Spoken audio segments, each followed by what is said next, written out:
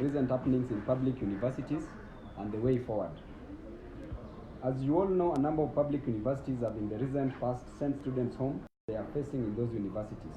Students of Kenyatta University, Moi University, Masinde Muliro University, and several others have been affected by these arbitrary university closures. Some of the problems the students are raising are genuine, and we know that university administrations take ages to respond to concerns facing students. We also know that in nearly all public universities in Kenya, the vice chancellors are now looking for quick ways to get money to pay KRA and other government bodies like NSSF and NHIF in terms of mandatory statutory deductions. We are all aware that recently KRA slapped public universities with a total of 9.3 billion that universities owed the taxman.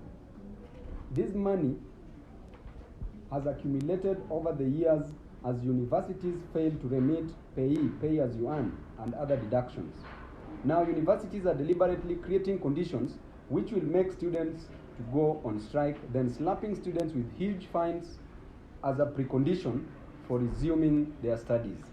Student leaders from a number of public universities have informed me that some vice chancellors are going as far as hiring goons and destroying university properties, which they then use as a justification to close down the university and to send students home. These universities are charging between 5,000 to 10,000 Kenya shillings as a fine for the strikes, claiming that students university administrations must stop their criminal action and of abruptly and arbitrarily closing down universities and sending students home after hiring goons and hooligans to destroy university properties. In Kenyatta University, it was clear that even students were ambushed by hired goons and thugs. It was clear that the chaos that led to closure of the university was between hired thugs and hired police officers. Many students were caught in the chaos created by these two groups, which the university then used to hurriedly also a first-year student desperately contacting the mother to send in bus fare. Poor students from very poor families have been forced to return home, and these poor families are then forced to pay hefty fines so that corrupt vice chancellors and other university administrators can keep their jobs now that KRA is closing in on them. In Masinde Muliro University, I have been informed that while no university property was destroyed, the university nonetheless demanded the students to pay hefty fines. This was after the vice chancellor abruptly closed the university and sent all students home.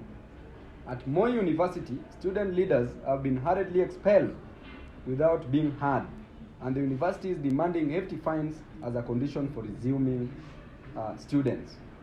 Vice chancellors are committing criminal acts. Vice chancellors are manufacturing strikes in public universities and then penalizing students. This must stop. This must be stopped. I want to invite the DCI to investigate these matters. I want to appeal to Professor George Albert Magora Omore to ensure that universities are not fundraising to pay KRA using students. That is what is happening right now, and he must stop it. I want to challenge you, members of the press, to follow up on this matter. You also have relatives and siblings in public universities, and this injustice affects everyone. I have developed a new strategy to deal with vice chancellors. I will make a big announcement soon. Corrupt vice chancellors must be disarmed and comrades armed.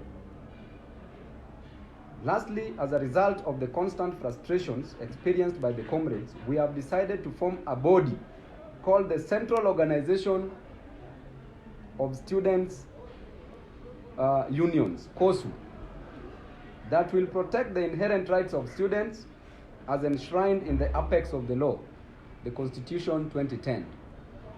Long live comrades, and an injury to one comrade is an injury to all. An injury to the vice chancellors is an injury to Satan. Thank you. Number two, yes. Maybe you respond to claims that there's been a lot of happenings, Aisha Juma arrest,